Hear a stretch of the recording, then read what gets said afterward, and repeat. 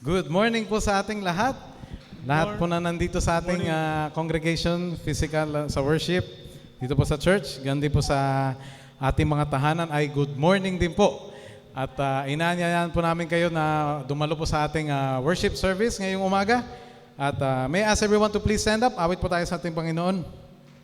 Yung first song po na awitin natin ay magre-remind po sa atin na one thing remains. Yung Panginoon ay sobrang faithful. Hindi siya nagbabago. He's always constant.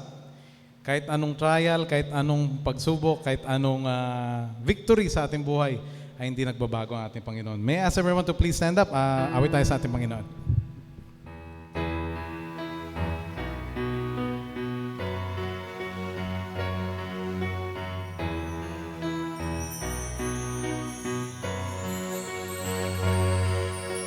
Higher than the mountains that I face, stronger than the power of the grave, constant in the trial and the grave. This one thing remains. This one thing remains. Your love never fails, it never gives up, it never runs out on me. Your love never fails, it never gives up, it never runs out on me. Your love never fails, it never gives up, it never runs out on me. Your love. Let's sing from the top, higher than the mountains. Higher than the mountains that I face, stronger than the power of the grave, constant in the trial and the change. This one thing remains. This one thing remains. Your love. Your love never fails, it never gives up, it never runs out on me. Your love never fails, it never gives up, it never runs out on me.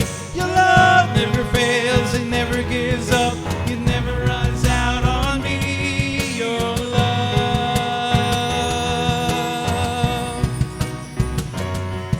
And on and on and on and on it goes, as it overwhelms and satisfies my soul. And I never ever have to be afraid. This one thing remains. Your love never fails, it never gives up, it never runs out on me. Your love never fails, it never gives up, it never runs out on me. Your love never fails, it never gives up, it never runs out on me. Your love.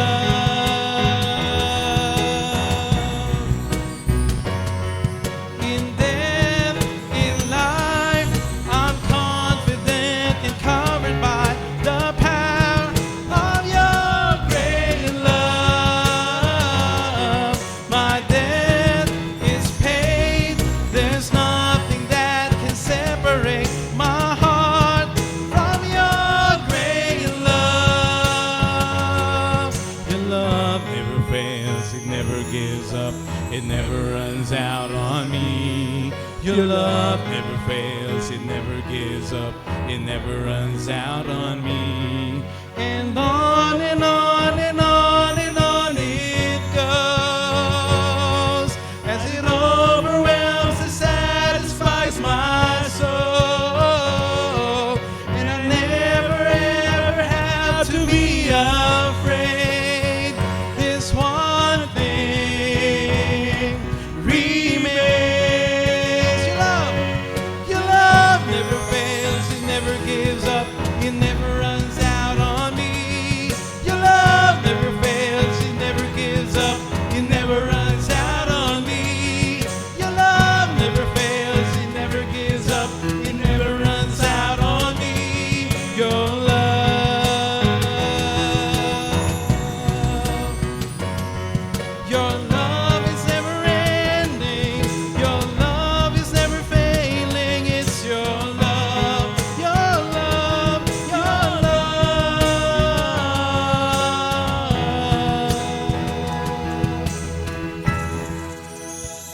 God be the glory. Tunay nga po na yung Panginoon, yung love ng Panginoon hindi nagmamaliw. It never ends.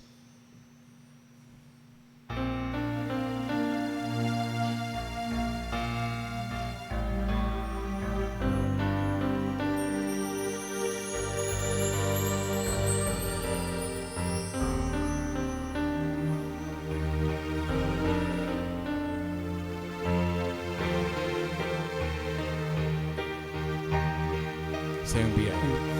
Sa iyong biyaya, ako ay namamangha sa iyong kalinga.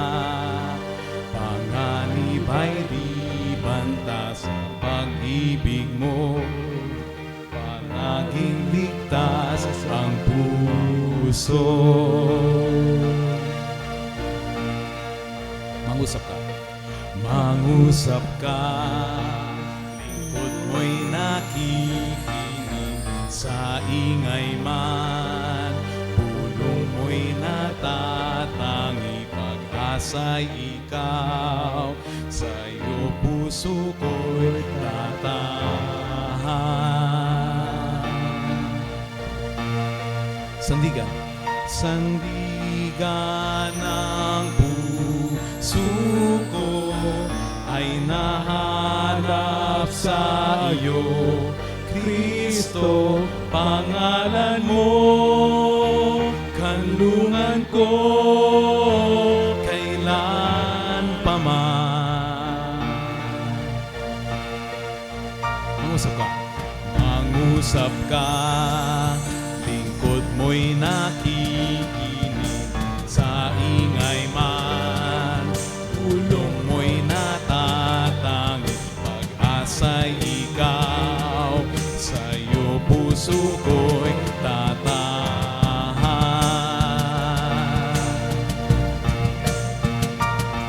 Sandigan ng puso ko ay nahanap sa iyo, Kristo, pangalan mo, kanlungan ko. Sandigan ng puso ko ay nahanap sa iyo, Kristo, pangalan mo, kanlungan ko, kailan pa man. Kailan pa man. Kailan pa man. Kailan pa man. Kailan man. Kailan man di lalayo, ikaw ang kaligtasan ko. Binabalot ng iyong lakas, sa piling mo ako'y ligtas. Kailan may? Kailan may di lalayo, ikaw ang kaligtasan ko. Binabalot ng iyong lakas, sa piling mo ako'y ligtas. Sandigan ng puso ko ay nahanap sa iyo, Kristo, pangalan mo, kanlungan ko, kailan pa man. Sandigan ng puso ko ay nahanap sa iyo, Kristo, pangalan mo, kanlungan ko. Sandigan. Sandigan ng puso ko ay nahanap sa iyo, Kristo, pangalan mo,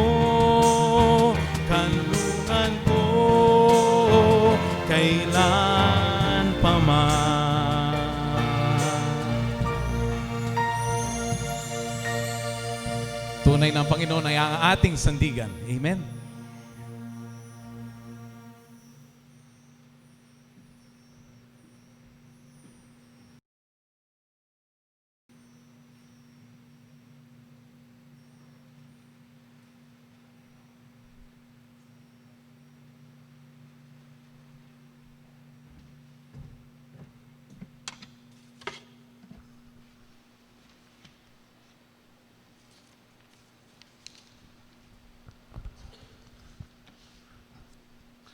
Good morning. Thank you, praise team, sa mensahe ng awitin na ating kinanta. One thing remains and safe or ligtas. Sa pagpapatuloy nating pananambahan ngayong umaga, tayo po ay magkaroon ng individual silent prayer.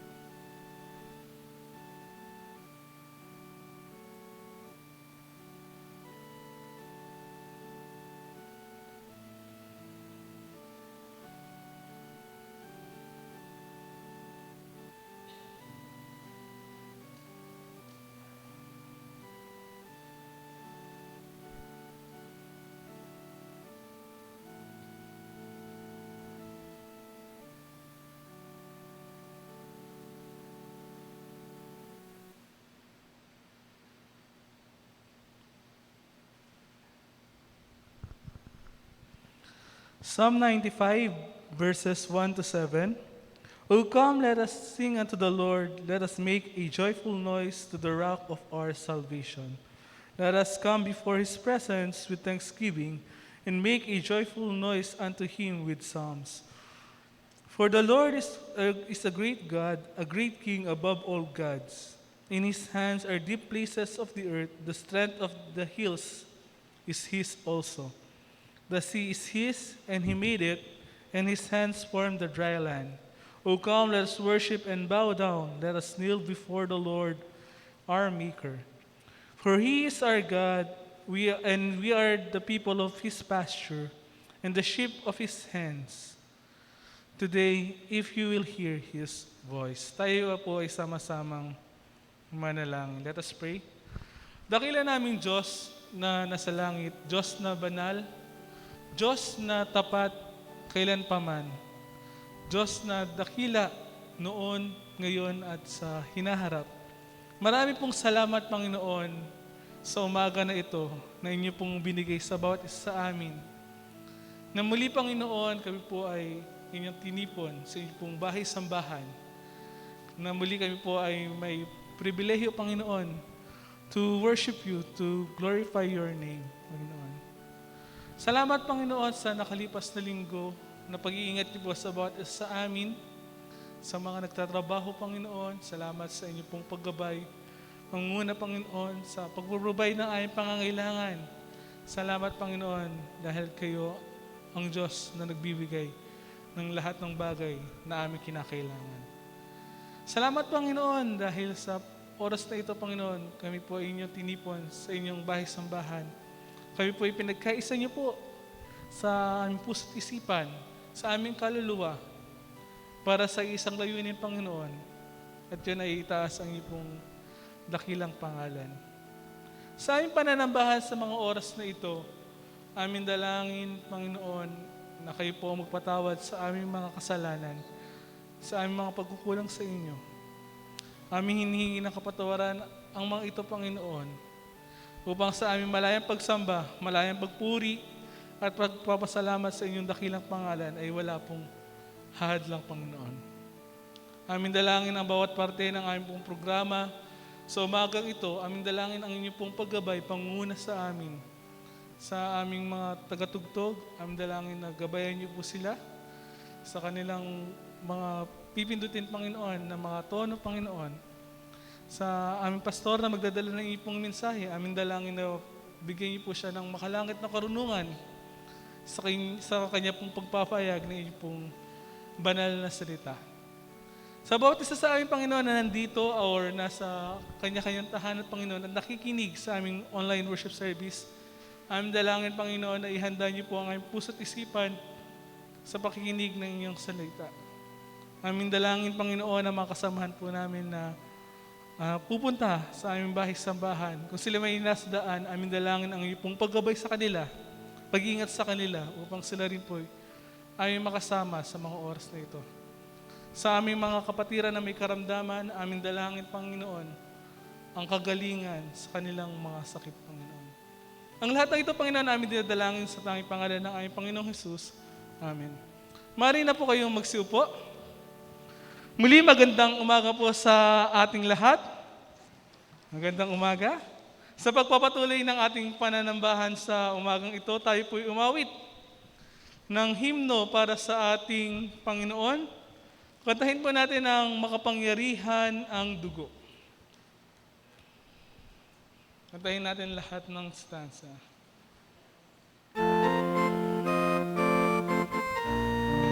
Ready? Nais mo bang maibsan ang pasan, makapangyarihan ang dugo? Sa sala ay makalayang tunay, may tanging lunas sa dugo.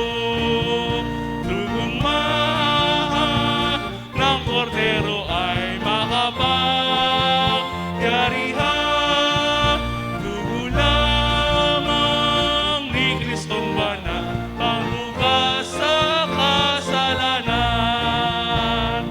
Nais mo ang lubos na tagumpay, makapangyarihan ang dugo. Sa masasamang pita ng laman, may tanging lunas ang dugo. Dugong mahal ng kordero at makapangyarihan. Dugo lamang ni Kristong banal, ang hugas sa kasalanan.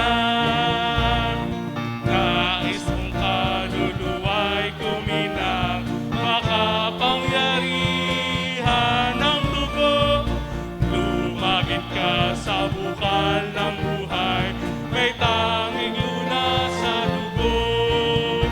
Dugong mahal ng kordero at makapangyarihan. Dugo lamang ni Kristong banal, panghugas sa kasalanan. Nais mo bang maglingkod kay Jesus, makapangyarihan ng dugo? Nais mo sa tuwi-tuwi na ay busos, may tanging lunas sa dugo. Dugong mahal ng kordero at makapangyarihan. Dugo lamang ni Kristong banal, panghugas sa kasalanan. Maraming salamat po sa mensahe ng awitin at sa masiglang pag-aawitan. Ngayon po, ibigay natin ang oras sa ating pong pastor na magdadala ng mensahe ng ating Panginoon.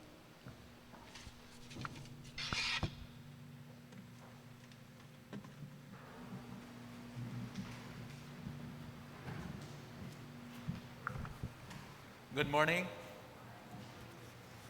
I'd like to praise and thank the Lord this morning for this wonderful privilege that He had given us to honor Him, to worship Him,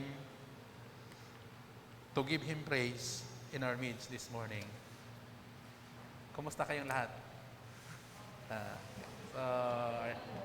I hope that we are slowly be able to rebound from the past series of difficulties, challenges, at the same time, opportunities that we are able to take care of our mga kababayan. So, purihin ang Panginoon sa umagang ito sa kadahilanan na tayo ho ay nandito upang uhugot ng inspirasyon, kalakasan, at muling i-connect ang atin pong mga sarili sa Diyos sa pamamagitan ng ating pagsamba sa Kanya. At isa po sa mga pribilehiyong mayroon tayo ay sa tuwing tayo ay sama-samang nanambahan sa Diyos, tayo ho ay palaging dinadala ng banal na Espiritu sa Kanyang salita. Salita ng Diyos na siyang buhay, patuloy na epektibong nangungusap sa atin, prinsipyong buhay na buhay para sa ikataguyod ng ating buhay bilang mga mananampalataya. At sa umagang ito, kagaya ng atin hong pinag-uusapan nung nakaraang pag-aral, tayo ho ay nakatuon sa isang serye na nakabatay sa aklat ho ng Amos. At ang serye na atin hong binibigyang diin at binibigyang pansin ay bilang mga tao ng Diyos o bilang mga anak ng Diyos, we should reflect the heart of God. So, bilang mga hinirang ng Diyos, tayo po ay dapat sumasalamin sa puso ng Diyos. At palagi itong ini-emphasize sa banal na kasulatan. And throughout the Bible, makikita po natin in so many places in the Bible, palaging ini-impress sa atin ang katotohanan ito na bilang isang anak ng Diyos, bilang isang pinili ng Diyos, bilang isang mamamayan ng Diyos, tayo po dapat ay nagpapatuloy na sumasalamin sa puso ng Diyos. May request to open your Bible with you, the book of Amos, and we will be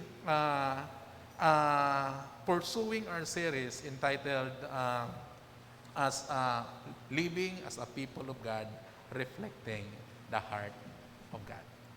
Amos is a very wonderful book that speaks about that highlight. As a people of God, we should reflect the heart of God. Nais ko manang tingnan natin, nung nakaraang mga araw, nakaraang mga linggo, maraming mga nangyayari sa atin na kung saan ito yung pinaka-focus saan mang aspeto ng media, saan mang ulat yan o saan mang usapin yan. Ang event ay umiikot doon sa iba't ibang mga bagyo. Bukod doon, hindi lamang pinifeed tayo ng iba't ibang mga tinatawag nating information about different disasters that affected our nation a few weeks ago. And not only natural disasters or calamities that struck us, or some of our fellow Filipinos had been hardly affected. There are also political issues that surrounded, o political issues that being highlighted sa iba't ibang mga tinatawag nating investigasyon sa iba't ibang sangay ng pamahalaan. Makikita po natin yung political issues, red tagging, etc., etc. Yun ho yung naging laman sa mga tinatawag nating mga balita. Do itong mga bagay na ito ay nakaribit sa ating mga tahanan o sa ating kasaysayan bilang isang bansa, itong mga uri ng problema na ito ay hindi lamang mangyayari sa isang pangyayari sa isang panahon sa ating kasaysayan. Itong mga iba't ibang uri ng mga problemang ito ay paulit-ulit na nangyayari, hindi lamang sa atin, but even across the world. Bakit ba ito paulit-ulit na nangyayari? Sapagkat itong mga problema, mag-isip kayo ng iba't ibang mga problema ang kinakaharap ng bansa natin, kinakaharap natin bilang mga mamayan, that is indicative for a bigger problem. Okay? Why these issues, why this problem will go over and over around the world? Because this is indicative of a higher or a bigger problem. So kaya pala ito ay paulit-ulit at nangyayari sa iba't ibang panig ng mundo sapagkat ito ay indikasyon na mayroon pang mas malala, mas malaking problema. Alam niyo ho, itong mga natural disasters na nangyari sa atin, itong mga political issues na ganap sa paligid natin, makikita natin, ini-interpret po ito ng mga tao sa iba't ibang interpretasyon. I would like to share you how do people interpret this natawag nating mga problemang ito, natural man yan, disaster or political man yan or any kind of problem na nangyayari sa atin, yung tinatawag na agawan ng border, etc., etc. How do people interpret those things? People interpret those problems differently. O iba-iba ang pag-interpret ng mga problemang ito. Maraming mga tao na nakikita nila na itong pangyayari na naganap sa bansa natin, nangyayari sa paligid natin ay judgment ng Diyos sa ating bayan. Ang tanong ko lang palagi is, paano sila nagkasang-ayunan o paano sila nagkakasundo na ito'y judgment sa atin ng Diyos? Okay? Ano bang kasalanan? Specifically, that God would judge us. O iba naman, tinitingnan nila ang mga problema na ito merely as natural disaster. Okay? Ang ibig sabihin, tinitingnan nila na ito'y natural disaster lang. At ang ibig sabihin dito, ito po'y mga chance na mga pangyayari na wala pong kaugnayan ang Diyos. It is a chance that is part of a rotation ng paligid natin na wala pong kaugnayan sa Diyos. At alam ko po, na bukod doon, mayroon ding ibang nag-interpret that they are interpreting it politically, blaming certain parties for at least yung manner kung paano nag-react yung mga politicians doon ho sa pagtugon ng mga problema. Di ho ba? Nakikita natin ho yun, they interpret it politically, the way they responded, okay? Doon ho sa the manner how they responded, doon ho sa, o reacted, doon sa event. Ang iba naman, ini-interpret ito ini-interpret ito as us versus them. Okay? Kami ito, kayo ganon. Okay? That is how the people interpret differently about different problems that affected the world and even sa atin hong paligid. Alam nyo, dahil sa iba't ibang interpretation makikita natin, it gives a great deal na mas lalong nakukonfuse yung mga tao, mas lalong nagdudulot ng national anxiety yung ganitong mga pangyayari sa pagharap natin kung anong gagawin natin doon sa mga problema na nagaganap sa atin. Okay? Alam niyo ho, isang bagay ho na makukonclude natin dito that there is terribly wrong with us. Kaya sabi ko sa inyo, itong mga nangyayari sa pangkasalukuyan kung inyong usisaing mabuti, this is only the indicative of a bigger problem. Now, kung titingnan natin, it is not far the time of Amos. Do you remember last time I introduced to you who is Amos? Okay? Si Amos ho ay ini-reinforce nito yung conclusion natin that will give us a deeper understanding of a problem that we face. Now, as we review last message, we observed that in Amos chapter 1 verse 1, makikita po natin the word of Amos, one of the shepherds of Tekoa, the vision he saw concerning Israel 2 years before the earthquake when Uzziah was king of Judah and Jeroboam son of Joash was king of Israel. Now, the Holy Spirit introduced to us to an unlikely man, that is Amos. So, bakit ko po sinabi that Amos is unlikely man? Okay? Kagaya ng sinabi ko sa inyo, Amos is not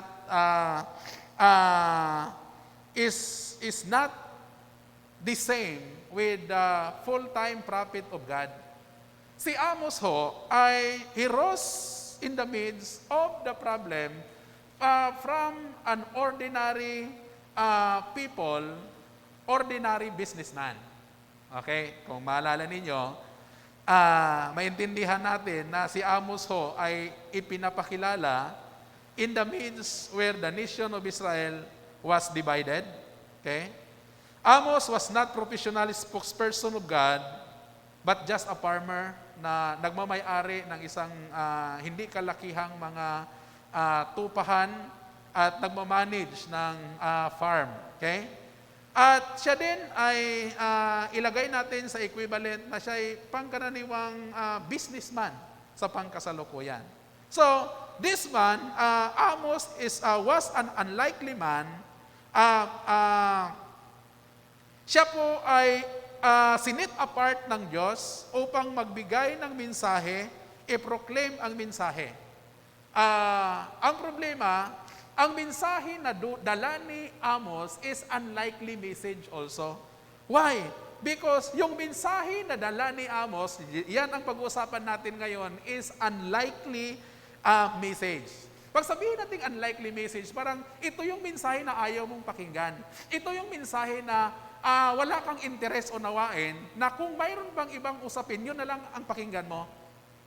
So sa makatwid, yung message na dala ni Amos, since it was unlikely message, probably it is uncomfortable for the people. Okay? So, why you listen to a message that is uncomfortable? Okay? Gusto natin makinig ng mensahe na maganda, yung nakakakiliti sa ating mga tainga. But Amos' message is unlikely message. It is uncomfortable in the sense that this message is about judgment. How many of us will happy listening about judgment and that judgment pertain to us? It is very devastating message. So, kung titingnan natin mabuti dito, okay? But here, what is the beauty nating makikita? Ang kagandahan na makikita natin dito is that Amos rose, okay, in time that God badly needed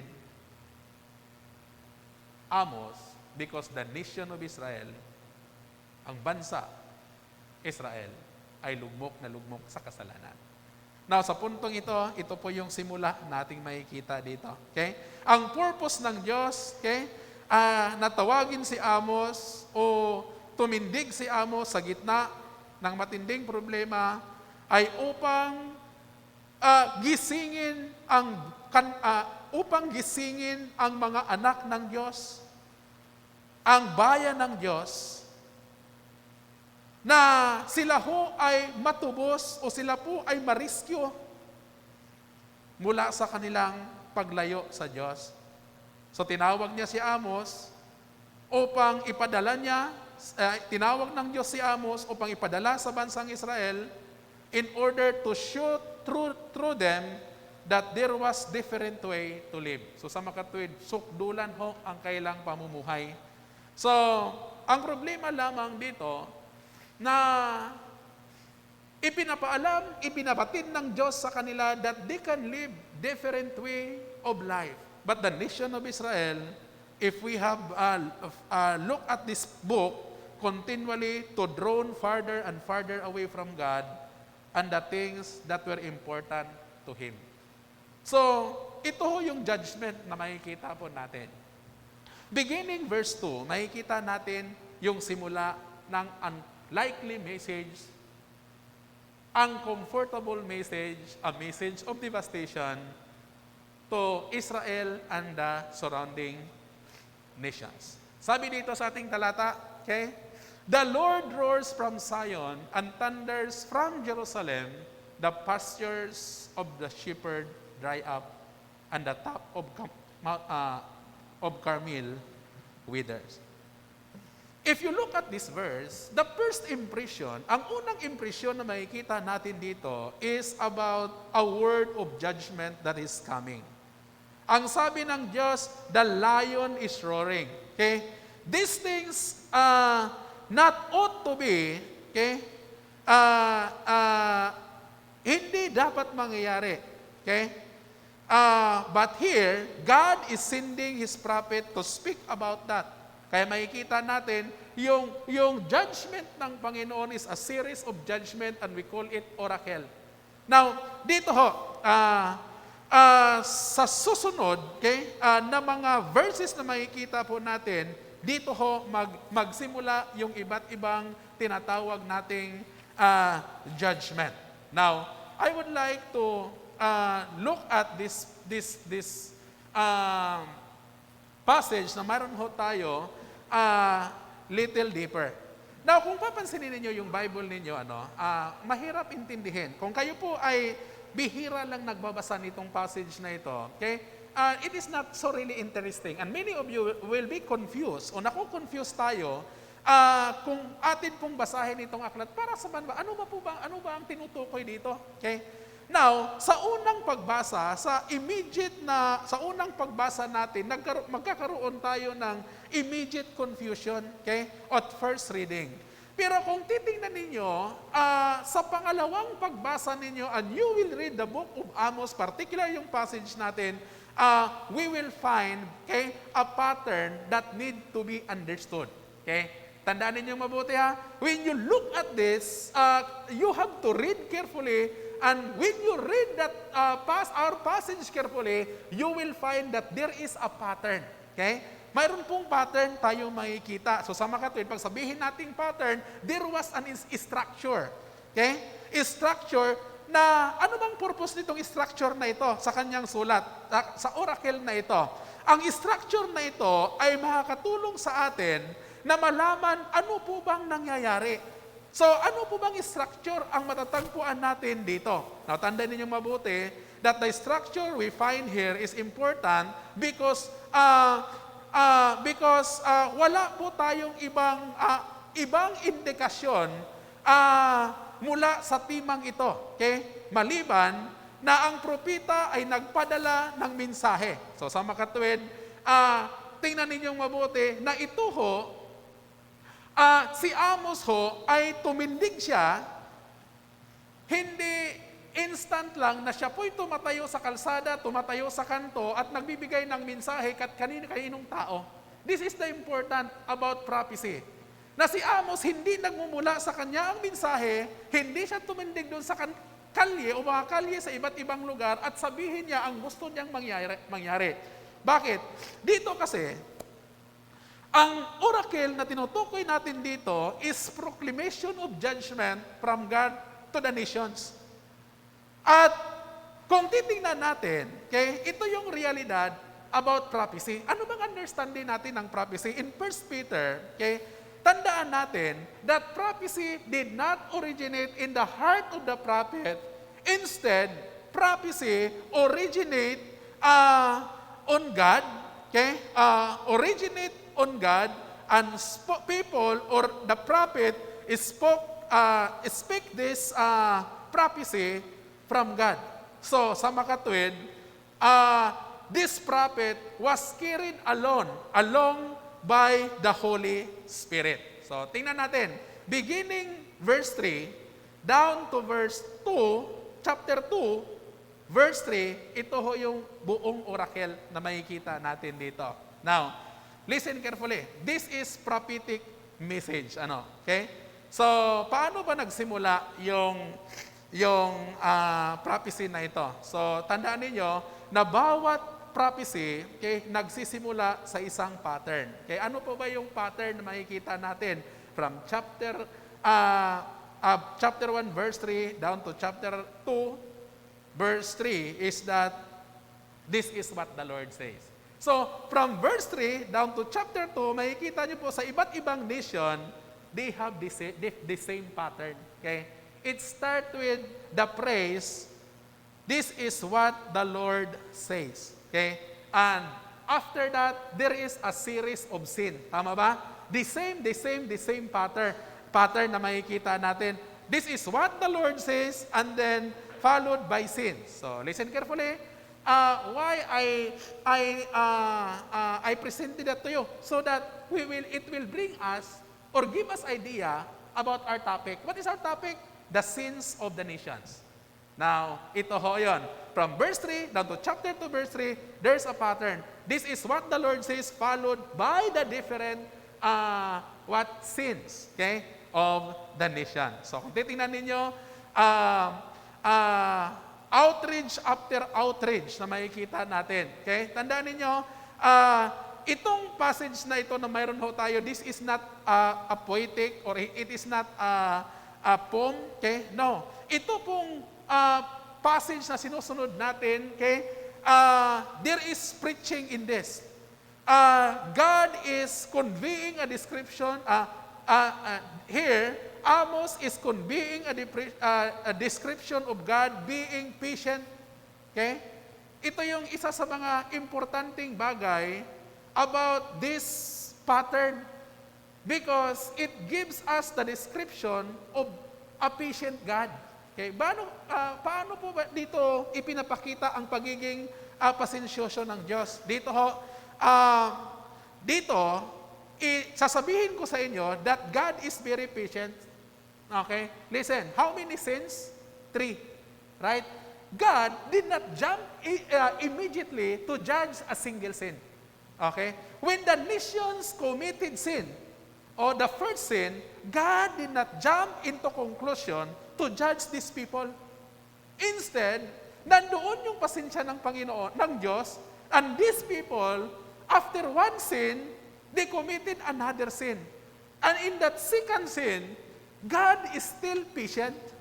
He did not even jump to finish these people about their sin. And another one, nagkakasalan naman sila for the third time, then God did not even jump into conclusion to finish off these people. What does it mean to you and me? It means that God is very patient in dealing people about their sin. Now, if God is very patient in dealing people about their sin, how about God being patient with His children? How about God being patient with you? That God did not jump to finish these people.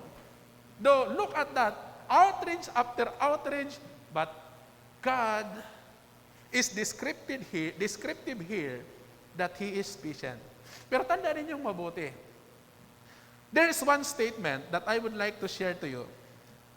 I hope that it will give enlightenment to us. Okay? The sin, okay? Why God is so patient with the sins of these people? Isang bagay lang na makikita po natin dito, that God wanted these people that they get their attention. Okay? So, yung pagiging pasensyoso ng Diyos, sa kailang pagkakasala, binibigyan sila ng pagkakataon ng Diyos to get their attention about God. Okay? And, you know what? Dahil sa tuloy-tuloy na pagkakasala na ginagawa nilang kasalanan, then, tandaan natin na hindi sa lahat ng pagkakataon, ang isang pasensyosong tao, ang pasensyosong Diyos ay magpapatuloy na lamang at hahayaan na lamang niya. Imagine, okay? Itong isang bagay na ito, i-feature din dito, not only the descriptive about God is being patient, but it also pictures, our passage also pictures that God also ran out of His patience. Okay? Now, I would like to tell you, okay? Beware the anger of a patient man. Okay. Do you agree with that? Beware of the patience beware of the anger of a patient man. What idea conveys that that statement? Okay? Mag-ingat ka sa galit ng isang taong mahaba ang pasensya. Why? Okay. Iba ho. Iba ho. Okay? Ang anger ng isang taong pasensyoso. A man, why I have to tell you that you have to be aware or beware the anger of a patient man. Kasi ganito ho yun. Ang tao, tayo mga tao, nararan out din tayo ng pasensya. Tama ba? Ang tayo ba, kahit mga mananampalataya, hindi ba nauupod yung ating pasensya? Nauupod din, right, di ba?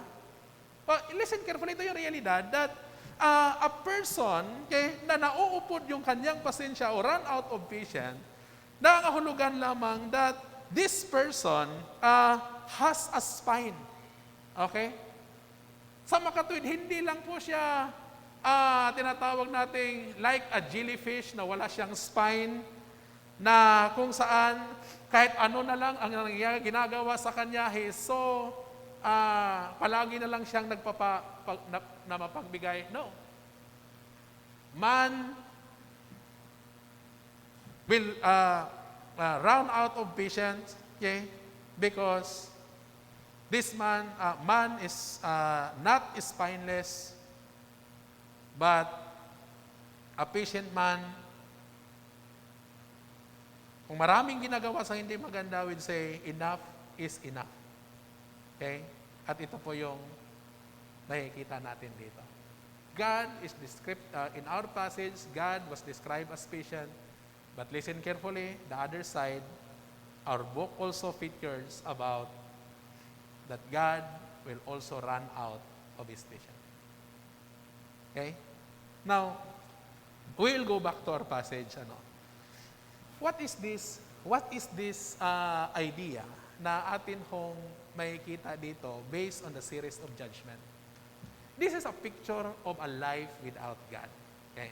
A life without God. Okay? Ito po yung larawan ng buhay na walang Diyos. I do not know kung paano ninyo tatanggapin at paano ninyo i-absorb yung iba't ibang horror dito sa passage na mayroon ho tayo na ginagawa ng iba't ibang bansa na siyang makikita natin, na i-recognize natin sa oras na ito. Look at verse 3. Diyan ho ay makikita po natin yung unang judgment. Okay?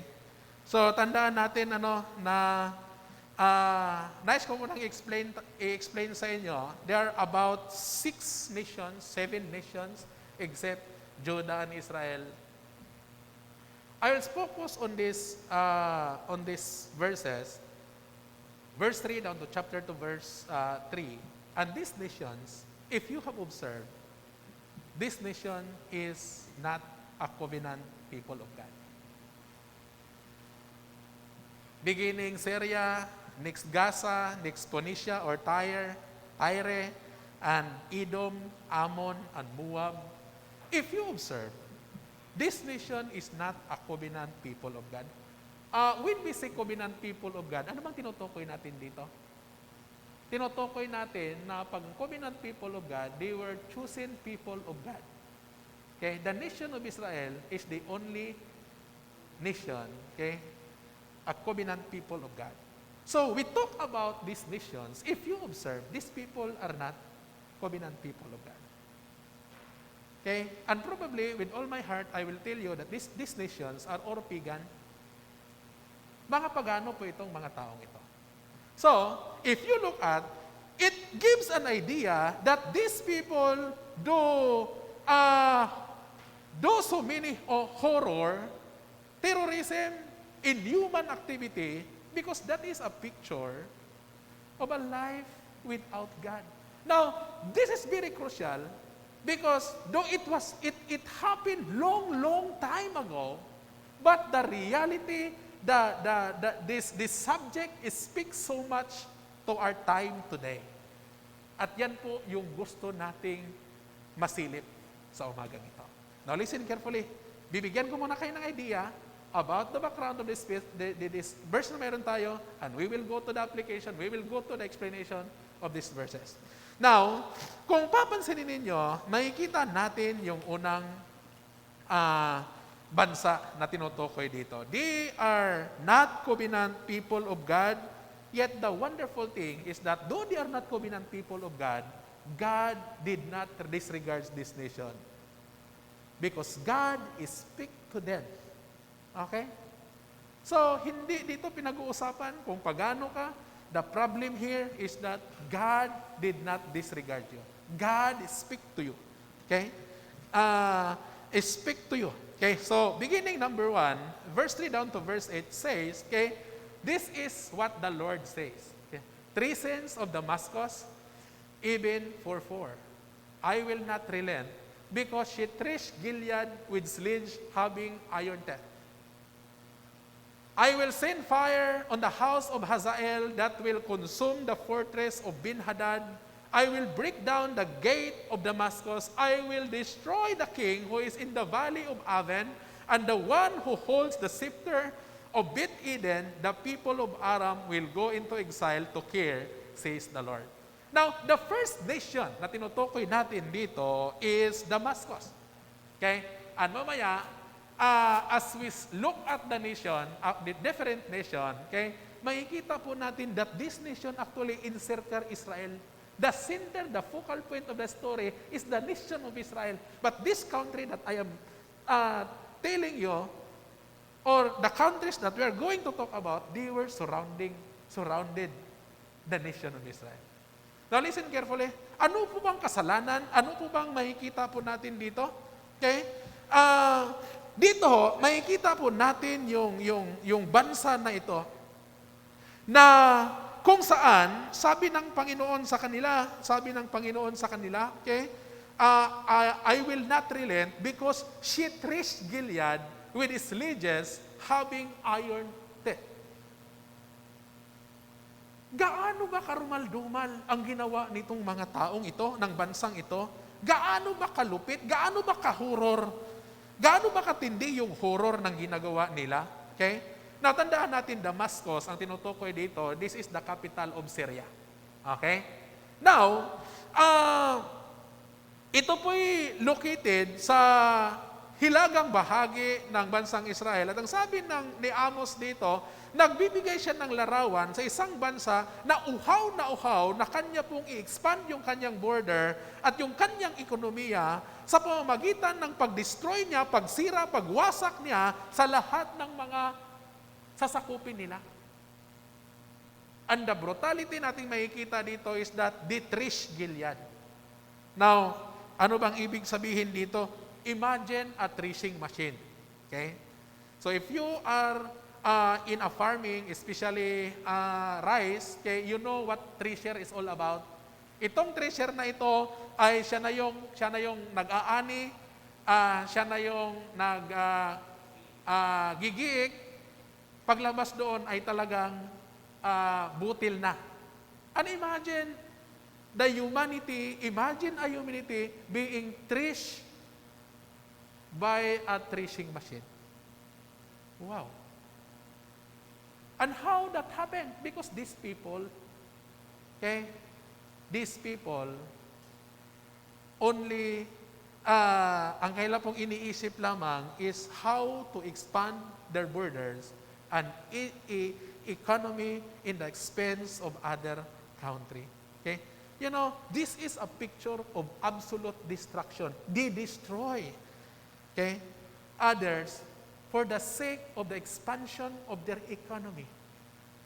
Di ho ba? Okay? Because of that, sabi ng Panginoon, judgment is coming. Okay? Yan ho. Yung una. Okay? Sabi ng Panginoon, I come to you because of what you have done. Damascus or Syria. Second, okay, look at Gaza. Makikita natin dyan, Gaza also, okay? What's the next in verse 6 down to verse 8? This is what the Lord says, for 3 sins of Gaza, even for 4. Look at the pattern, the same pattern. I will not relent because she took captive whole communities and sold them to Edom. I will send fire on the walls of Gaza that will consume her fortresses. Okay? I will destroy the king of Ashdod, the one who holds the scepter of Ashkelon. I will turn my hand against Ekron till the last of the Palestinians are dead, says the Lord. Now, in light of this, makikita po natin that this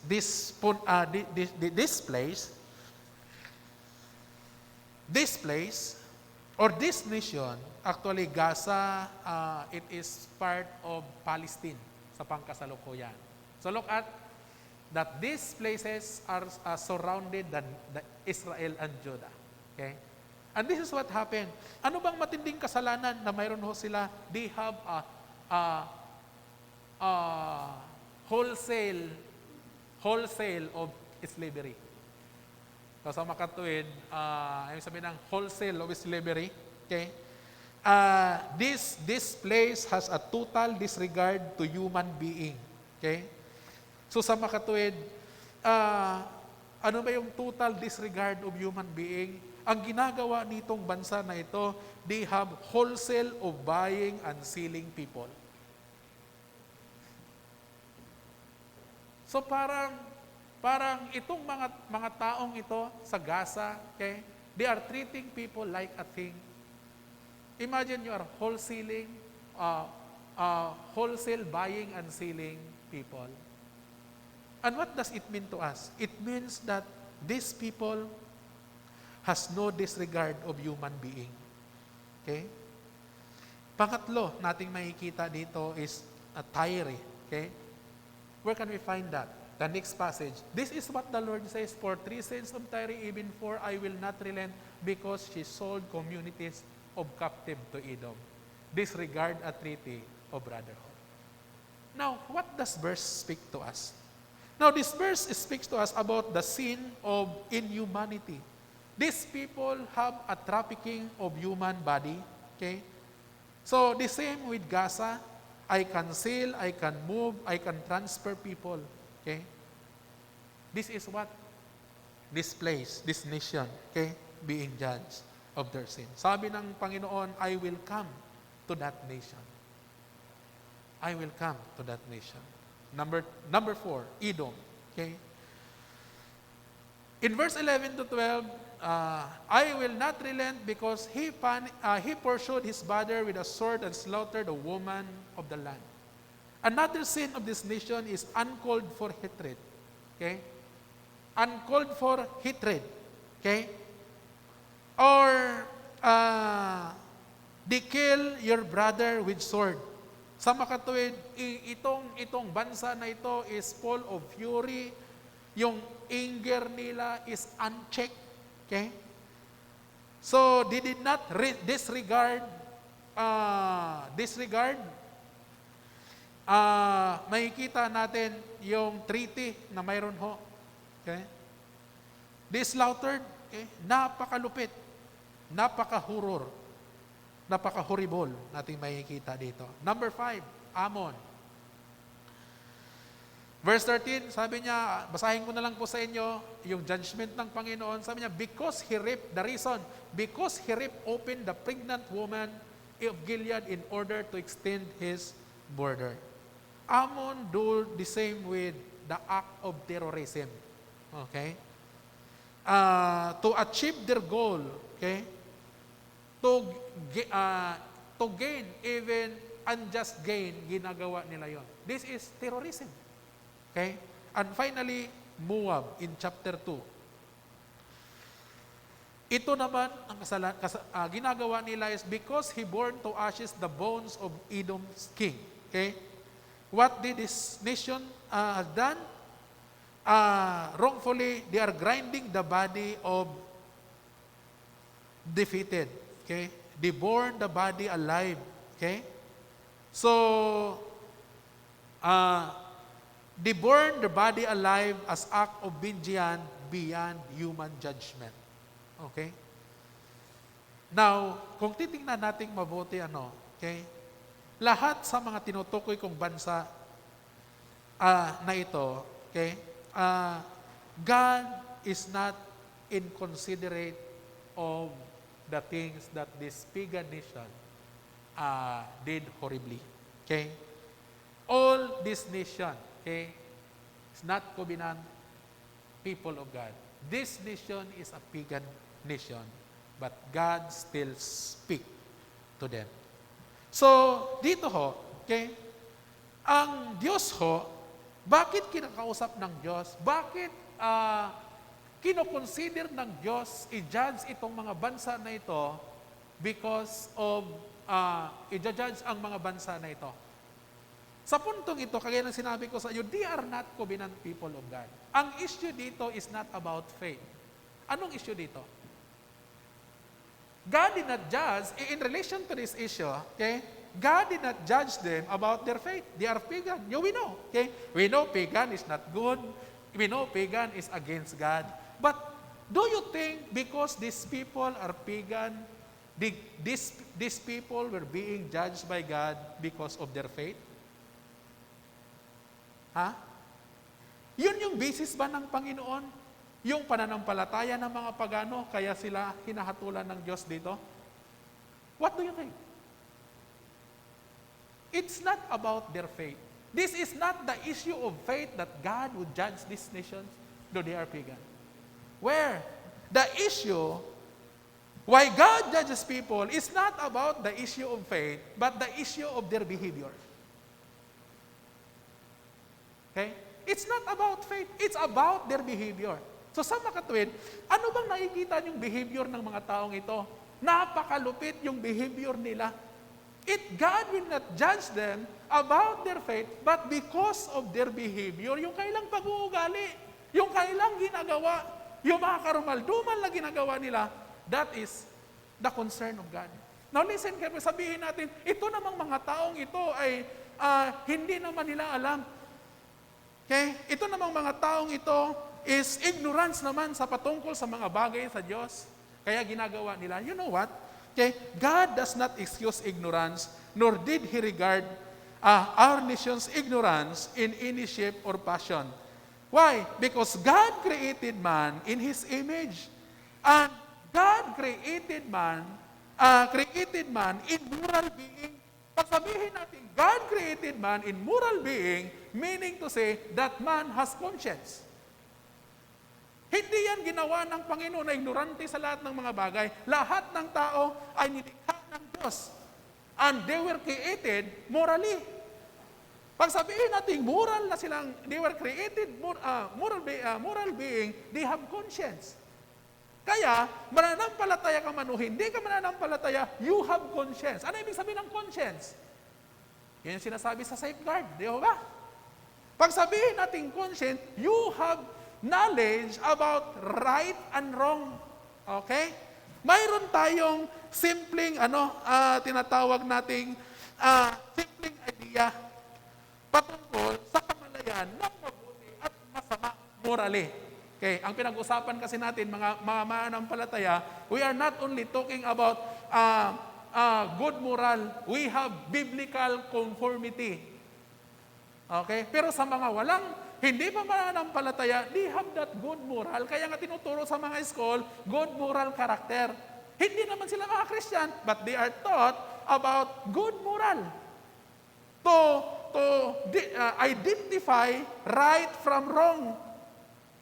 Okay? So, sa atin, mas malupit. Kasi aside from moral, we have biblical morality. That we have to conform to biblical morality. Okay? So itong mga taong ito, though they were not covenant people of God, but basically, they were created by God.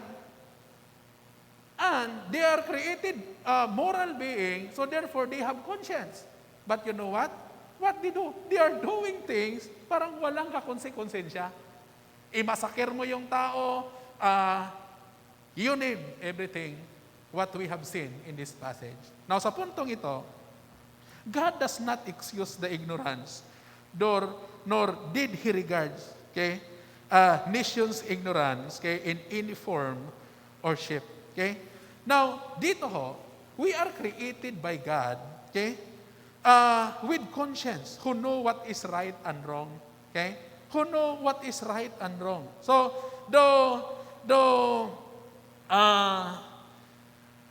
kung titingnan natin, conscience to know what is right and wrong, kung titingnan natin, nung nahulog ang tao sa kasalanan, makikita po natin na nasira po yon. Pero tandaan ninyo that conscience is not and was not really totally eradicated. Okay? So tandaan natin yung unang creation ng Diyos, si Adan at si Eva, okay? Though yung moral nila was affected by sin, okay? But tandaan natin that conscience was not totally eradicated. Okay? Yan yung ibig sabihin dito. Kaya, kung titingnan ninyo yung Romans chapter 2, verse 15, makikita nyo po doon, okay? Yung tinatawag nating kamalayan na yan. Okay? Sabi dito sa Romans chapter 2,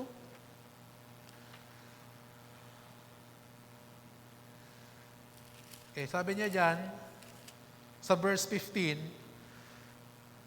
okay, which show the work of the law written in their hearts, their conscience also bearing witness, and their thoughts the meanwhile accusing or else excusing one another. Na kung titingnan ninyo, sino bang kausap dito ni Apostol Pablo? Sino bang tinutukoy ni Apostol Pablo dito? He's talking to the Gentiles. Okay? Gentiles were not covenant people of God. Pero ang kagandahan dito natin makikita, okay? Sabi ni Apostol Pablo, okay, Gentiles who do what is right and avoid what is wrong, even though they don't have the Bible. Okay? Sabi ni Apostol Pablo, they are the law. Okay? They are the law to themselves because God give it to them. So, kung titingnan ninyo, okay, yan po yung idea, okay? They have a conscience, but these people doesn't have, okay? Kaya, dinala ng Diyos ang issue sa kanila. Dinala ng Diyos itong usapin na ito sa mga bansang ito, yung kanilang mga ginagawa about human life, okay? Not because they are pagan, but because, Because of their behavior. Okay? God deal pagan, not their belief, but their behavior. Kaya kung titingnan ninyong mabuti, anong behavior nila? Ito po yung tinatawag nating behavior that is life without God. I will give you this basic idea in Psalm chapter 1 verse 1. This is the downward spiral of a picture of life without God. Look at this one. Blessed is the one who does not walk in step with the wicked, or stand in the way that sinner, or take the company of mockers. I am using the NIV translation, but I do not know what is your Bible's translation, but it's almost the same. How can we describe a life that is without God? Here it is. Sabi niya, blessed is the one. Okay, so pinagpala. Nakikita natin dito, no? Ganda. Okay? Pinagpala. Yan. Okay? Look at that. Okay, Psalm chapter 1 verse 1. Okay? Ito ho. Blessed is the man who does not walk in the counsel of the wicked, or stand in the way of sinners, or sit in the seat of mocker. Look at the progression. Okay? When people begin to live without God, what is the next? He will listen to the voices of those who are evil. Tama ba? It starts on them on a path that takes them farther and farther away from God. So that eventually they are living the way sinners live, and then finally sit in the set of scoffer who defy God. And this is the picture of a life without God. Okay? So, kung titignan niyo ano yung una, okay? People begin to live without God and then listen to the voices of those who are evil. And after that, okay, later on, he will be living the sinner's way. And then not only that, he will set, okay, of scoffer who defies God. You know, that is Old Testament version of the progression down spiral progression of a life without God. Now, can we take a look in Romans chapter 1? And let us try to compare if these two passages is identical with each other. Romans chapter 1. Verse 28 down to verse 32. What the Word of God says. Sabi niya, furthermore, just as they did not think it worthwhile to retain the knowledge of God, so God gave them over to depraved mind, so that they do what ought not to be done. They have become filled with every kind of wickedness, evil, greed, depravity. They are full of envy, murder, strife, deceit, malice. They are gossips, slanderers, God-haters, insolent, arrogant, boastful. They invent ways of doing evil. They disobey their parents. They have no understanding, no fidelity, no love, no mercy. Although they knew God's righteous decree that those who do such thing deserves death. They not only continue to do these very things, but also approve of those who practice them. Kung titingnan ninyong mabuti, okay, sa passage na mayroon ho tayo, okay, it founds, okay, the characters after characters of a life without God. Sabi ni Apostol Pablo, okay, sabi ni Apostol Pablo, it's the same way the people during the time of Amos are doing. What do you think? That kind of life. What do you say? That kind of life. You know, life without God is very destructive. Ang buhay na walang Diyos ay napaka mapaminsala at pinsalang-pinsala. Okay? I cannot add more. Talib sabihin ko lang sa inyo that life without God is very destructive. Okay? No wonder the nations mentioned in the book of Amos doing horrible things because the reality, life without God is very destructive. You know? Believers in the Lord, okay? I hope that we are all convinced the idea that is sent to us this morning. Life without God is so very destructive. Now, how can we relate these issues in our present time? How can we connect this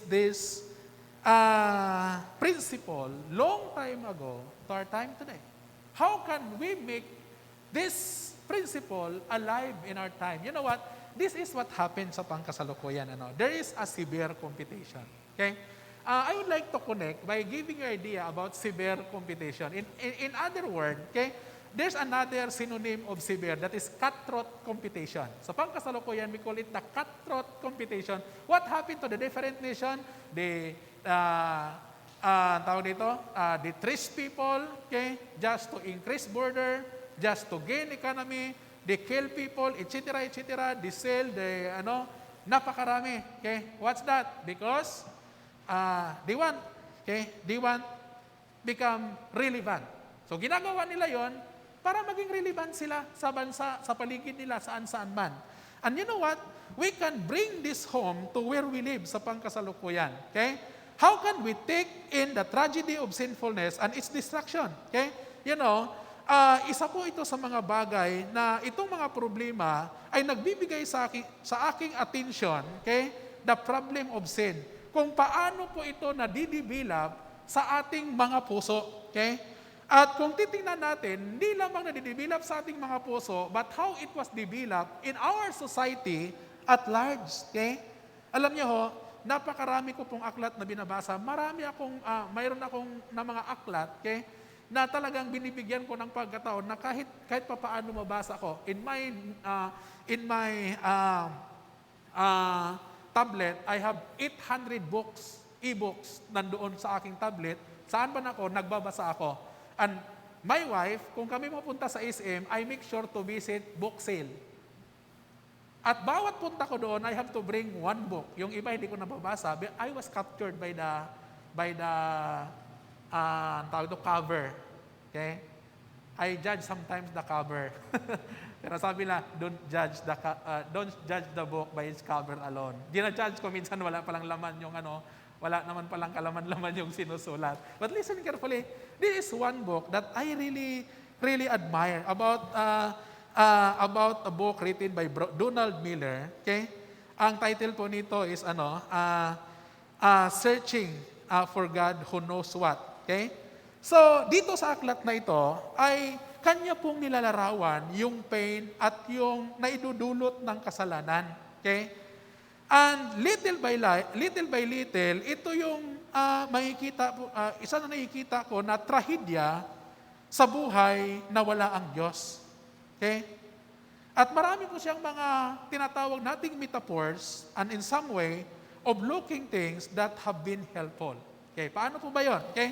Ang isa po sa mga napaganda makikita doon, sabi niya, bilang mga tao, we are created in the image of God. We are created to have fellowship with God. Okay?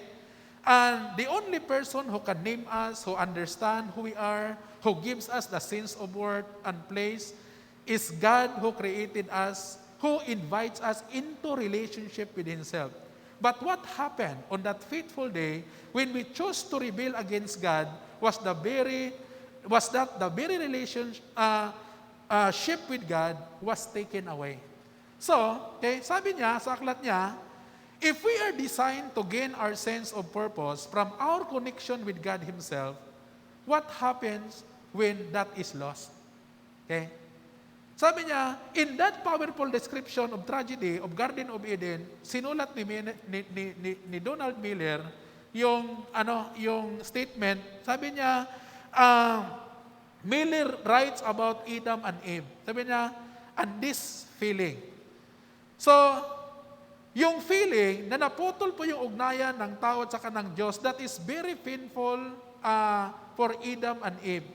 At yung feeling na yung outpouring, yung infinite love na ibinibigay ng Diyos sa kanila, suddenly gone. So imagine, ano po bang pakiramdam na yung lubos na pag-ibig na ibinubuhos sa iyo ay biglang naglaho? Yung relationship na napakatinding relationship na mayroon kayo, biglang naputol. Okay? So imagine, okay, it's suddenly gone. Sabi niya, I wondered at how terribly it must have felt. At the fear of no longer feeling God, at the ache of emptiness, and the sudden and horrifying awareness of self. So imagine, that is the consequences when that relationship was cut.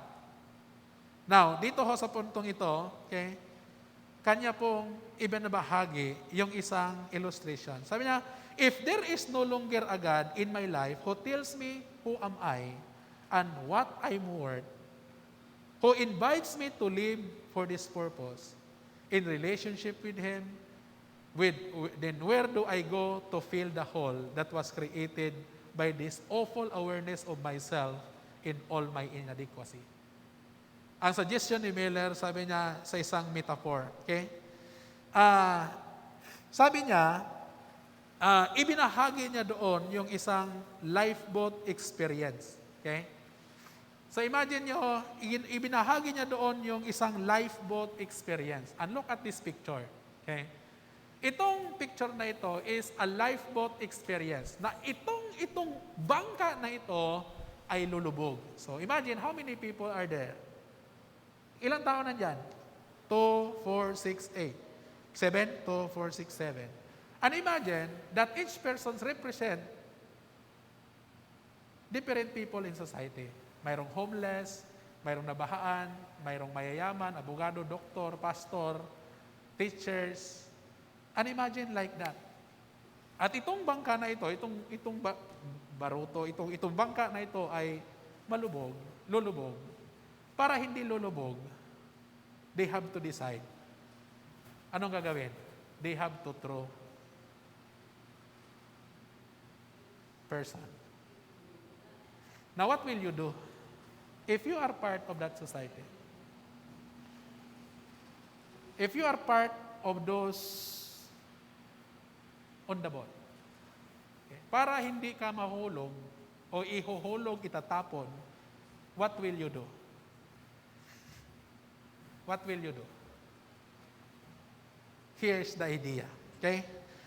Ito ho, okay, imagine nyo, there's a lawyer, there's doctor, there's homeless, there's garbage collector, lahat ng klaseng tao. Okay? And the boat, lifeboat is sinking, and they're going to have to get rid of somebody who are they to decide who gets thrown out of the boat and who gets stay.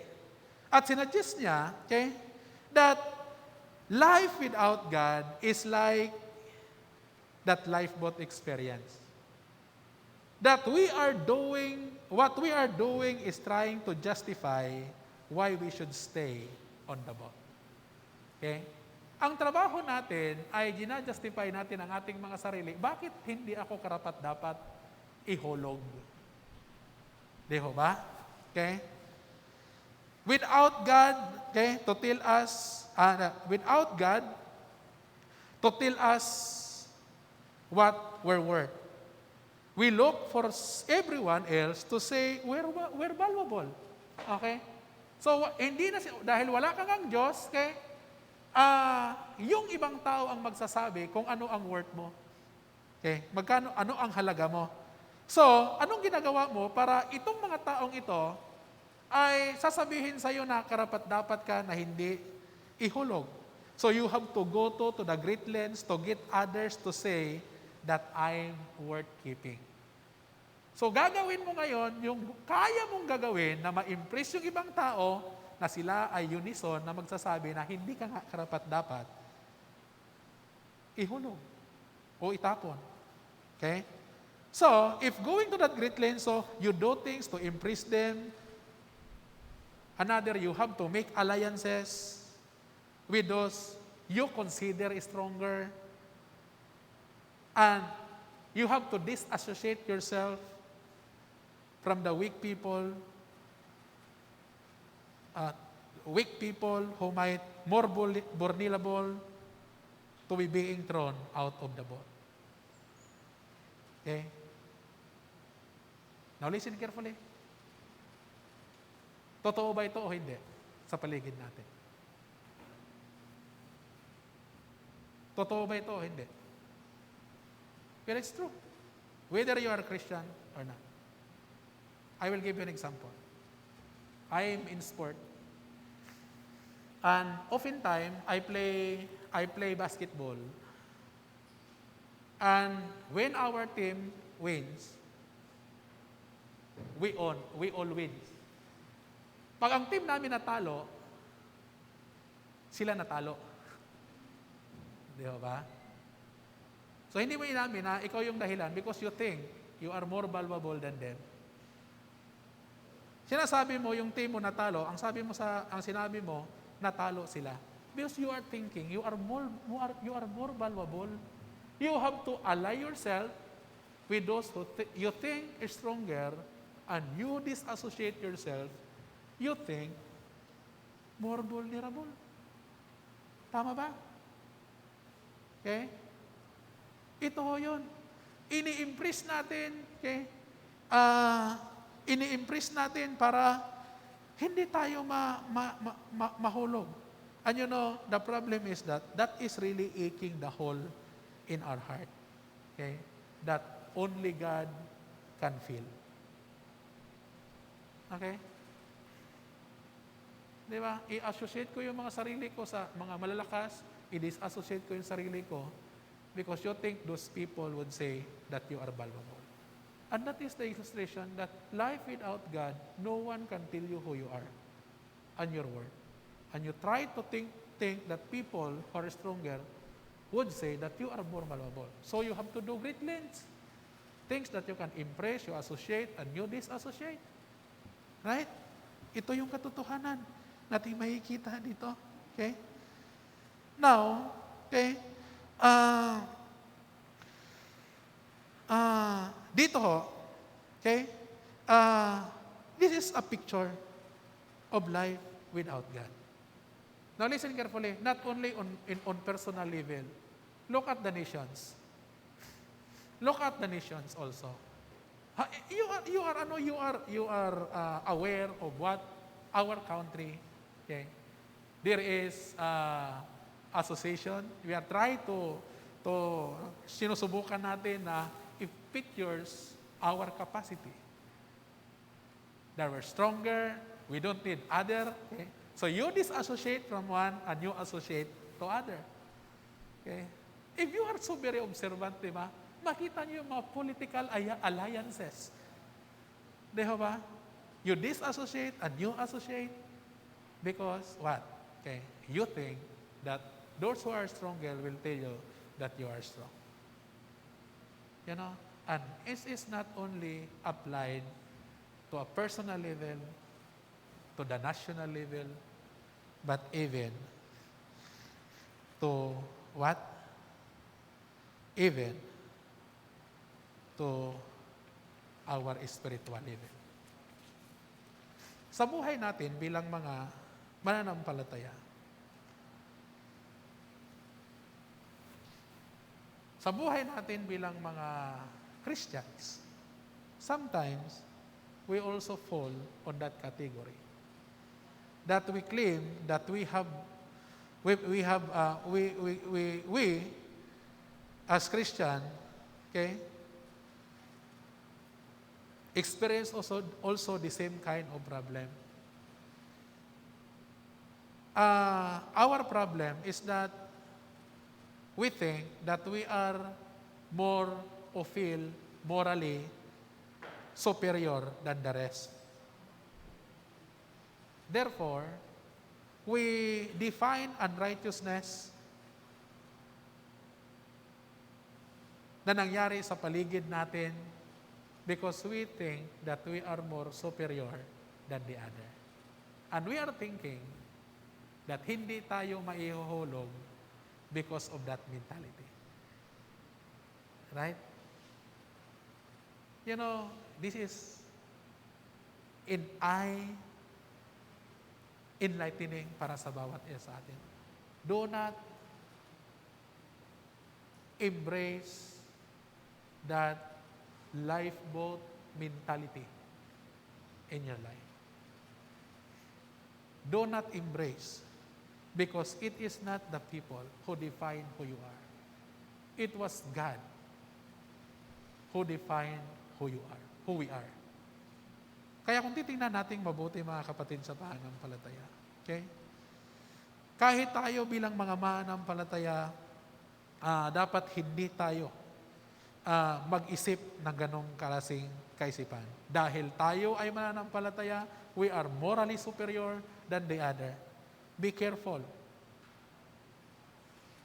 Because reading of Amos, we move forward to enlarge our sense of what unrighteousness look like in a people and even in the people of God. Okay? Single greatest issue of the people of God is how we treat the marginalized, the hurting people of our society. So, bilang mga mananampalataya, okay, we should be willing to face the overwhelming, powerful, devastating effect of sin in our hearts, in our country, and in our world. Why? It is so tragic, it is so horrible. Sin is killing and will continue to kill person after person, no matter how we sanitize it or call it something else. Kaya kung titingnan natin sa panghuling bahagi ng aklat natin sa ating pag-aaral, ano po ba yung mga application natin po makikita? There are some application that needs to find out and highlight dito sa passage na mayroon tayo. Unang-una, the passion need to be understood, the people need to be discovered, and the principle to be applied. Now look at the different nations, the pagan nations. Ano po ba ang makikita nating application dito ho sa mga bansang ito at sa mga gawi na mayroon ho sila because of their behavior? Okay? Ano po? Number one, nating makikita dito in Syria, okay? The first principles that we are going to learn from Syria, Damascus, is that people created by God never be treated as things. So, never abuse men or women. That's the first principle. People created by God never be treated as things. The second oracle, which is the next country, do not take precedence over human welfare. Okay? O sa makatuwid, wag mong ipagpalit ang kapakanan ng katauhan para isulong ang ekonomiya, ang iyong sarili. What happened to Northern Luzon? Okay. There is a flood that I do not know if it's already subsided. Why? Because people cutting trees, logging, destroying natural resources, which brings the impact of what? Super floods. Okay? For personal gain, you have to destroy. No. Okay? Second, third, that is the next nation is that fidelity to a pledged word matter to God. Okay? Yung katapatan natin sa ating ipinapangako na mga salita ay mahalaga sa Diyos. Okay? The fourth one is that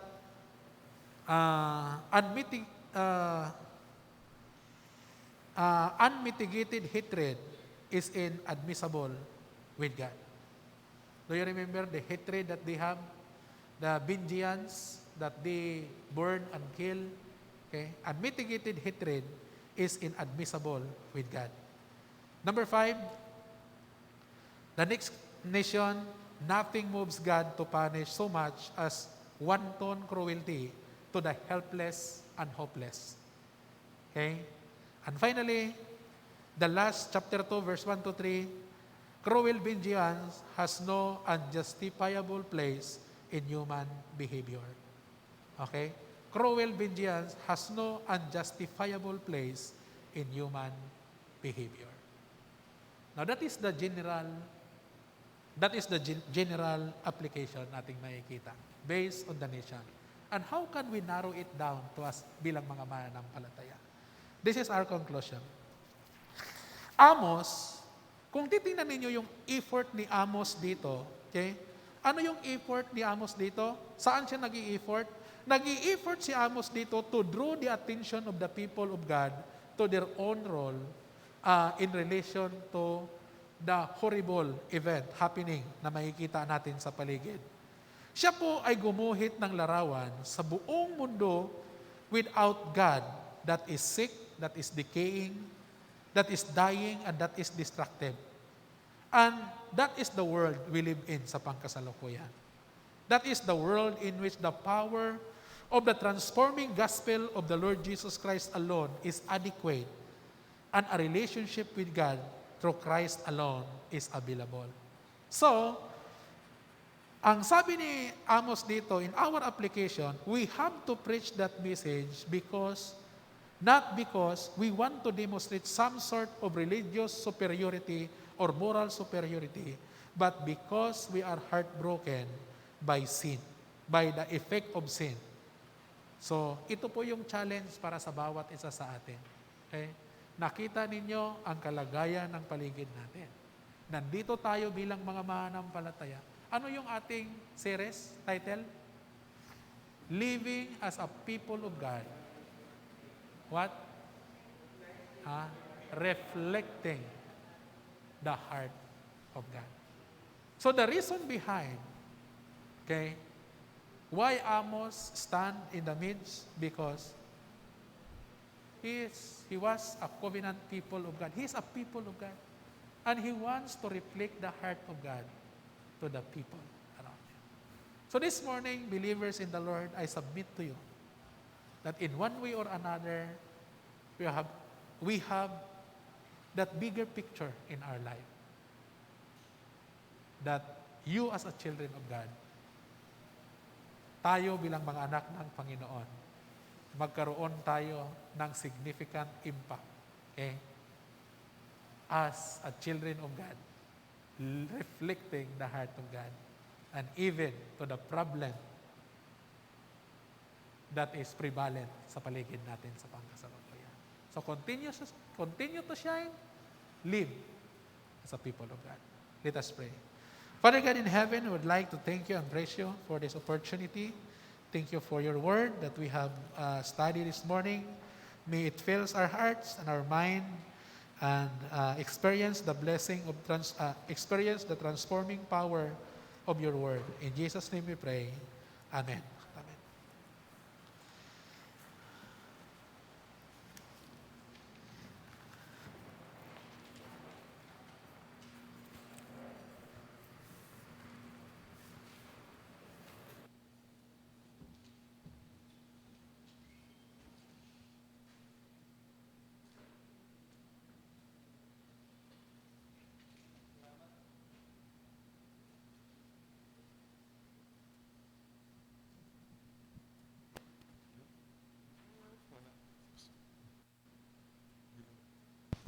Hello?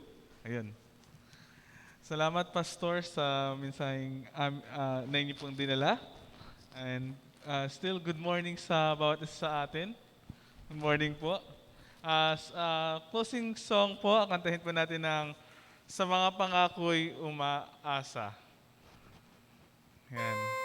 At hiling ko ang lahat na tumayo sa third stanza po. Third stanza. Third stanza lang po.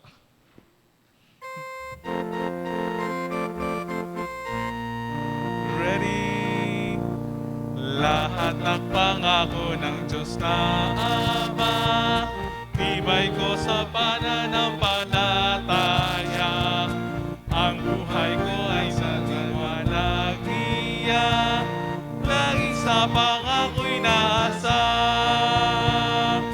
Lubha sagana, mga pangako ni Jesus na biyaya. Lubha sagana, ako sa tipan niya'y tiwala. Ang pangako niya sa taong tapat, sa kabutihan ng Diyos magaganap. Tiwala ako lagi at panatag, natatamuhin ko ang galak.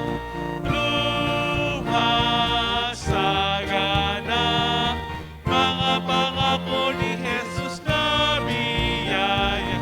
Lubha sagana, ako sa tipan niya'y tiwala. Let's stand.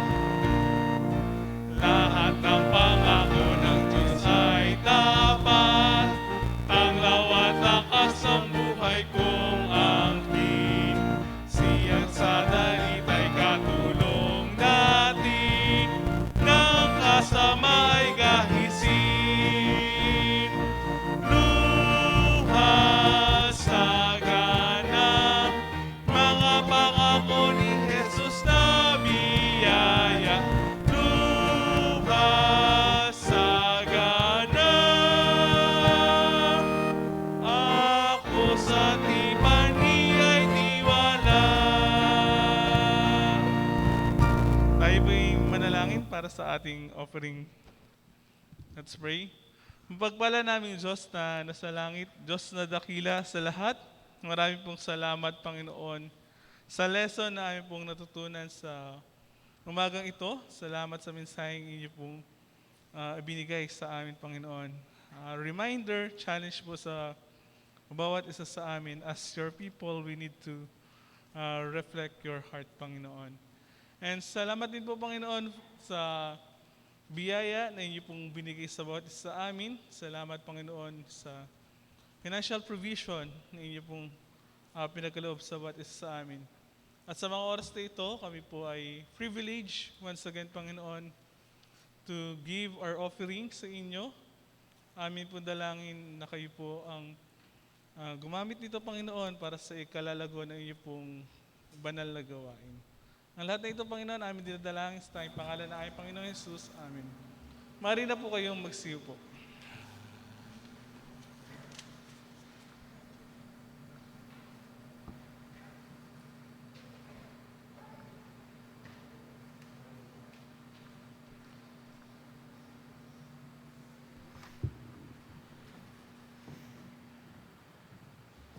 Okay, good morning.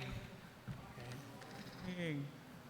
Maraming salamat at salamat sa ganda ng inyong mga ngiti ngayong umaga. I hope that we are all blessed by the Word of God. And I am so blessed with your presence this morning, your participation and your heart to honor and worship the Lord, not only for those who are present in our place of worship, but those who are watching us, and hundreds of you are watching online. And salamat sa Panginoon sa umagang ito. So we will welcome our visitors this morning. We have new faces, but there's one here, si Brother Romil. Thank you very much for your presence this morning. Okay, salamat sa iyo at of course maging sa bawat isa na sa umagang ito. For our announcements, then tayo po ay patuloy na itinataguyod natin ang ating pong panambahan. Online prayer meeting natin alas 6 ng gabi kada Miyerkules sa pamamagitan ng ating Facebook Live. And then Young Professional Sunday School every Sunday afternoon 1:30 via Google Meet. Okay? Young People Sunday School every Sunday afternoon 1:30 also via Google Meet. And then of course our Kids Sunday School Facebook page natin, MFBC Kids Ministry. Women's of Fellowship, you have fellowship this afternoon, I think 2:30 ngayong hapon na ito. Not here, not physical but virtual. So you will meet in your group chat. I think you have Women's of group chat, doon kayo mag-fellowship. So, ganoon din sa bawat isa na nagnanais na makadalo sa physical worship, then you have to please register to Pastor Aaron para siya po yung mag-organize sa atin pong panambahan. So some of you are not able to come because of the repair. I think the bridge over troubled water. Okay? So dito sa may Manggahan ay putol. So from San Mateo, they told us this morning, yesterday, that he did not come. They are anticipating for heavy traffic. I do not know if traffic nga, but I think that's also the reason, one of the reasons that they are adjusting. Okay? So, but our online, patuloy pa tayo sa ating online, and let us pray. Though I do not know I will no longer monitoring the COVID. I think there's a little spike. You have to be careful also. I hope that by January we can adjust and go back to some of our regular activities by January kung kalooban ng Panginoon hanggat pababa yung atin pong cases ng COVID. So, I think the choir, we can have also our choir practices by January, God willing. Kasi mag-isang taon na rin tayong walang choir na umaawit dito. So, sama-sama lang tayong umawit, doxology na lang. So, I hope and pray that, actually I really miss the choir in front. Okay? So, we will pray for that. So, okay, for more information and announcements, just panoorin nyo na lang at tingnan nyo lang sa atin pong Facebook account at nandun po natin nakalagay yung atin pong mga announcement as well as some information, reminders, and clarification. So, yun lang po siguro yung atin pong pangapaalala. Then, tayo pong lahat, of course, sa lahat ng mga may kaarawan nitong linggo na ito, at may mga wedding anniversaries, we also greet you all. Tayo pong lahat ay magsitayo at tayo po ay sama-sama magbakas sa ating gawain. Let us close in prayer. Tayo po ay sama-samang manalangin.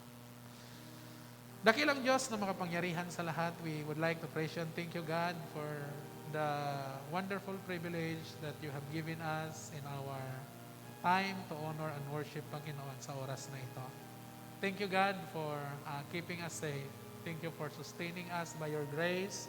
And thank you for using our life to be your instrument, to bless and to boast others' hope and faith. Salamat, Panginoon, sa pamilyang patuloy ninyong binubuo, Panginoon, at pinagtitibay for the purpose of reflecting your heart to others. Salamat, Panginoon, sa kabila ng mga problema, sa kabila, Panginoon, ng mga bagay na minsan ay nag-divide sa aming atensyon at focus, Panginoon. Salamat sapagkat kayo'y nanatili, Panginoon, naging source ng wisdom at understanding sa lahat ng mga bagay. Lord, patuloy niyo pong i-inspire ang bawat isa sa amin to be more faithful, to be mobile, Panginoon, pagdating sa pagtaguyod ng iyong kalooban. And just like what we have learned this morning, Panginoon, in the book of Amos, we have to think humbly sa buhay namin, Panginoon. Especially to the different issues that affected our nation, to every issues, problems that affected our people, and even bilang mga mananampalataya, we are not exempted, Panginoon. Just like what the illustration this morning, that our mind must not be imprisoned with lifeboat illustration, Panginoon. Lord, help us to be humble. Help us na maging conscious kami, Panginoon, that it was not the world who decide who we are. Instead, kayo, Panginoon, ang nagsasabi kung ano ang worth namin, Panginoon. Kayo, Panginoon, ang magpasya kung sino kami. Hindi ho ang paligid namin, Panginoon. Tulungan ninyo, Panginoon, ang marami pang mga tao sa lugar na ito, that they might be conscious of the relationship with you, Panginoon. And even the people living in this place, that they might know you as their Lord and personal Savior in their life. Because, nagaya po na kami na pag-aralan, Panginoon, pagan will not be judged because of their faith, but they will be judged because of their behavior. And that is one of the great deal namin po nakikita, Panginoon, sa umagang ito.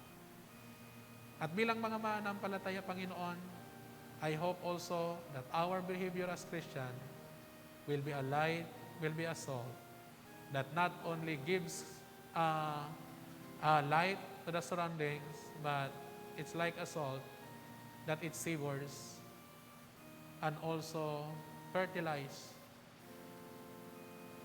sa mga tao na kailangan, Panginoon, ang fertilizer from your word, Panginoon. Use us mightily and effectively, Panginoon, sa lahat, Panginoon, ng pribilehiyo na kami ay makapamuhay bilang inyong mga anak. And to each one this morning na nandito sa lugar na ito, and those who are watching, 100 of them, sa online, we ask, Lord, your blessing. We ask, Lord, your mind. We ask, Lord, your wisdom, your power, and most of all, your presence in our lives. Salamat po sa iyong pagpapala at biyaya na siyang nagtataguyod sa amin sa buhay na ito.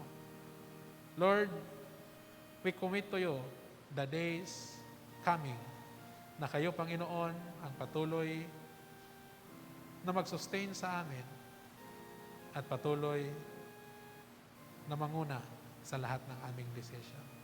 Help us that we can live a life that is fully committed, that is fully submitted sa iyo, Panginoong kalooban sa amin. Thank you very much, Lord, for calling us at ilagay ninyo kami, Panginoon, sa estadong ito bilang bahagi ng iyong pamilya. Thank you, Father, for everything that you have done in us and through us. Bless even this church as we continue to minister to other people, not just materially, not just physically, but most of all, spiritually. Help us that our church will continue to shine through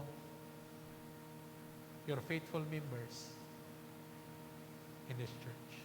Purihin po, Panginoon, ang iyong pagkilos sa amin sa maliit at malaking kapamaraanan. Continue to bless every family na bumubuo, Panginoon, ng gawaing ito.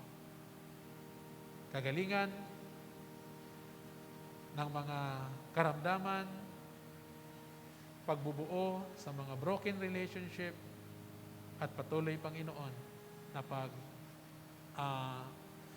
unite ninyo sa layunin na kayo lamang, Panginoon, ang sentro sa amin pong mga buhay at ng aming pamilya. Bless our time together. Now, to Him who is able to keep you from stumbling and to present you blameless before the presence of His glory with great joy, to the only God our Savior, through Jesus Christ our Lord, be glory, majesty, dominion, and authority before all time and now and forever. Amen.